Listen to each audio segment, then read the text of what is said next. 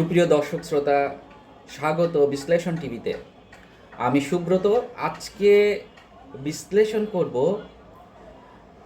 ভারতের 18তম লোকসভা নির্বাচনের ফলাফল ঘোষণার পরে গত 6 তারিখে আনন্দবাজার পত্রিকায় একটা নিউজ প্রকাশিত হয়েছে, একটা সংবাদ প্রকাশিত হয়েছে। বদলে গেল লাইন।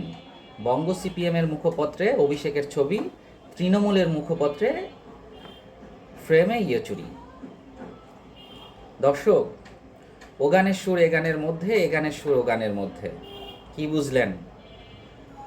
আসলে বৃহত্তর সাতটা তৃণমূল এবং সিপিএম যে এক এবং তলে তলে নিজেরা যে যোগাযোগ রেখে চলে, এটা কিন্তু তারই একটা প্রমাণ।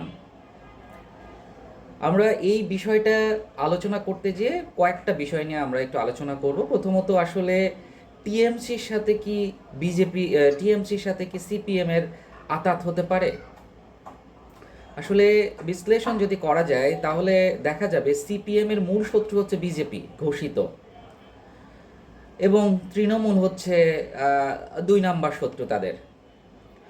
আর তৃণমূল যেহেতু পশ্চিমবাংলায় ক্ষমতাসীন দল এবং বিজেপি হচ্ছে বিরোধী দল, তাই তাদের মধ্যে এক ধরনের বিরোধিতা সবসময়ই আছে। তো সেক্ষেত্রে দুটি দলই, টিএমসি এবং বিজেপি, দুটি দলই সিপিএমের শত্রু। সেক্ষেত্রে বিজেপি প্রথম এবং তৃণমূল দ্বিতীয়। অর্থাৎ একটা কথা আছে না, যে শত্রুর শত্রু আমার বন্ধু। তো সেক্ষেত্রে এই শত্রু বিজেপি যদি তাদের প্রধান শত্রু হয়ে থাকে, তাহলে সেই শত্রুকে মোকাবেলা করতে যেয়ে আর এক শত্রু তৃণমূলকে তারা বন্ধু হিসেবে তারা গ্রহণ করতে পারবে। এটা একটা প্রবাদ বা এটা একটা ঘটনা। তো এইটারই আমরা বাস্তবায়ন দেখছি, যে তাদের মুখপত্রে যে ছবিগুলা প্রকাশিত হয়েছে সেটা দেখে আমরা এটাই মনে করি যে সিপিএম এবং তৃণমূল আসলে তাদের মধ্যে আঁতাত সম্ভব, বা তাদের মধ্যে জোটও সম্ভব। ইভেন আমি এটাও বলতে পারি যে অদূর ভবিষ্যতে এই সিপিএম টিএমসির সাথে জোট করে বিজেপির বিরুদ্ধে লড়াই করবে। এটা হয়তো সেই দিনটা হয়তো বেশি দূরে না, আমরা অদূর ভবিষ্যতে এটা দেখতে পারবো। সুতরাং এটা বলাই যায় যে তৃণমূল এবং সিপিএম তারা নিজেদের মধ্যে এক ধরনের আন্ডারস্ট্যান্ডিং তারা মেনটেন করে চলে। এটা আর অনেকটা অঘোষিত যেটা ছিল সেটা এখন আর অঘোষিত নেই, এটা এখন দিনের আলোর মতো পরিষ্কার, পত্রপত্রিকায় নিউজে এটা পরিষ্কার।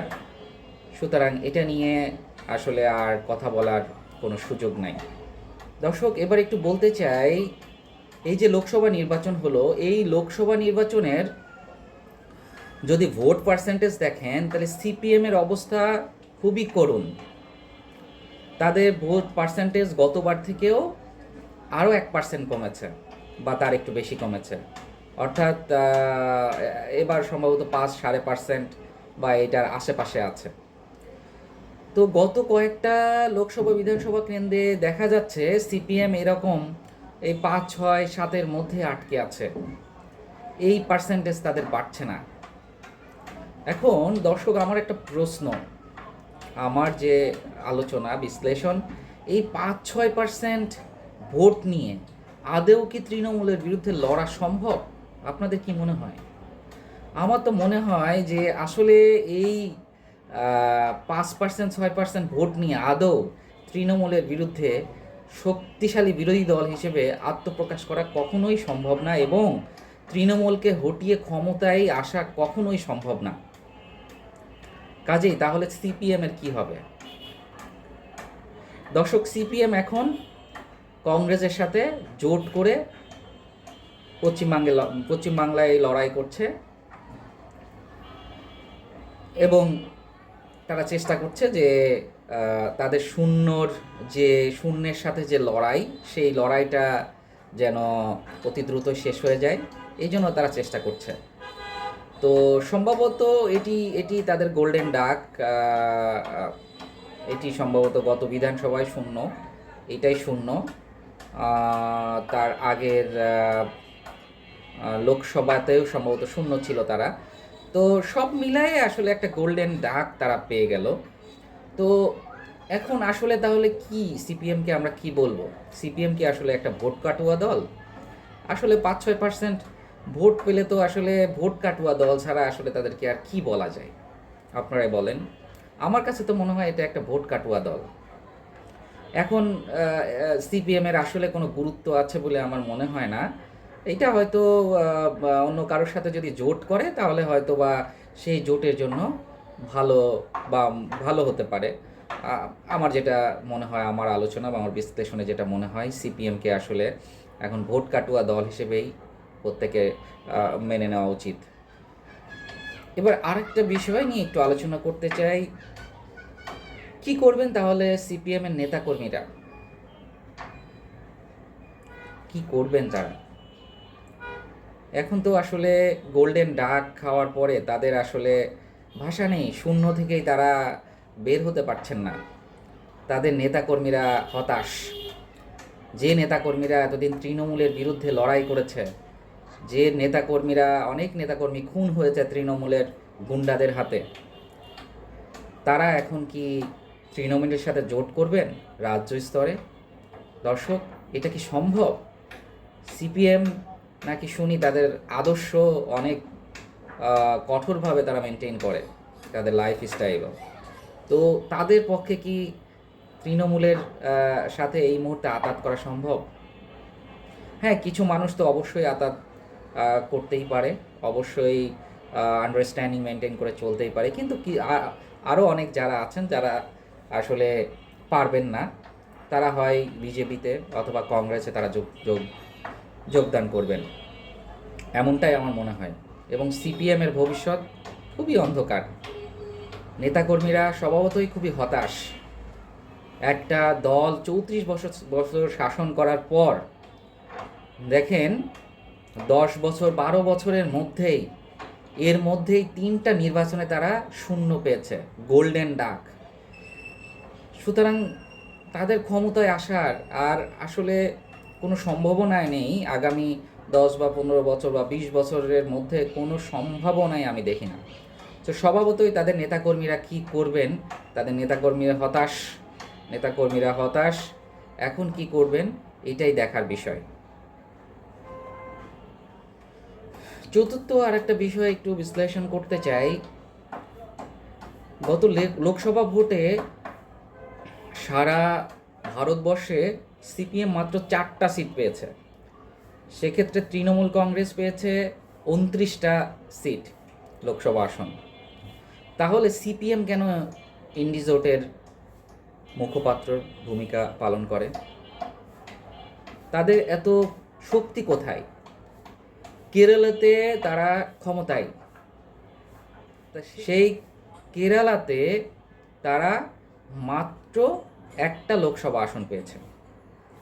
পশ্চিমবঙ্গে শূন্য, ত্রিপুরায় শূন্য। সাধারণত এই দুই স্টেটে তারা শাসন করেছে। তো এই জায়গাগুলোতে তাদের অনেক স্ট্রং সংগঠন আছে। তো মনে করা হচ্ছিল যে এখানে হয়তো বা তারা একটা দুটো সিট পাবে, কিন্তু পায়নি। তামিলনাড়ুতে তারা 2টা পেয়েছে এবং রাজস্থানের সিকারে হচ্ছে যে তারা একটা আসন পেয়েছে। মোট 4টা আসন। তো 4টা আসন পেয়ে কী করে তারা মুখপাত্রের ভূমিকা পালন করে? তৃণমূল নেত্রী মমতা বন্দ্যোপাধ্যায় তো ঠিকই বলেছেন যে 4টা সিট পেয়ে তারা কেন মুখপাত্রের ভূমিকা তারা পালন করবে? তাদের তো আসলে তারা যত বড় নেতাই হন, তাদের তো জনভিত্তি নাই, তাদের তো জনগণ পছন্দ করে না। তাহলে কেন তারা এই ইন্ডি জোটের ইন্ডি অ্যালায়েন্সের মুখপাত্রের ভূমিকা পালন করবে? এটা তো একটা ভ্যালিড কোশ্চেন। দর্শক। তাহলে এখন কি হবে? সিপিএমের কি হবে এখন? সিপিএম এই যে মানে ওর ধরে এই যে আঁকড়ে থাকার যে বিষয়টা, এটা কি লক্ষ্য করেছেন? পরগাছার মতো এর ঘাড়ে ওর ঘাড়ে চড়ে বেড়াতে চাচ্ছেন। এটা কি ভারতবর্ষের মানুষ বুঝে না? এটা কি কেউই বুঝে না?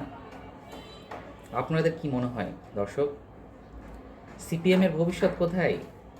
পশ্চিমবাংলাতে তো আমি কোনো ভবিষ্যৎ দেখতে পাচ্ছি না। ত্রিপুরাতে তো বেশ আগেই তারা চলে গিয়েছে। সামনে আছে কেরালা। আমি হলপ করে বলে দিতে পারি, আগামী নির্বাচনে, বিধানসভা নির্বাচনে কেরালাতে ক্ষমতায় আসবে কংগ্রেস, এবং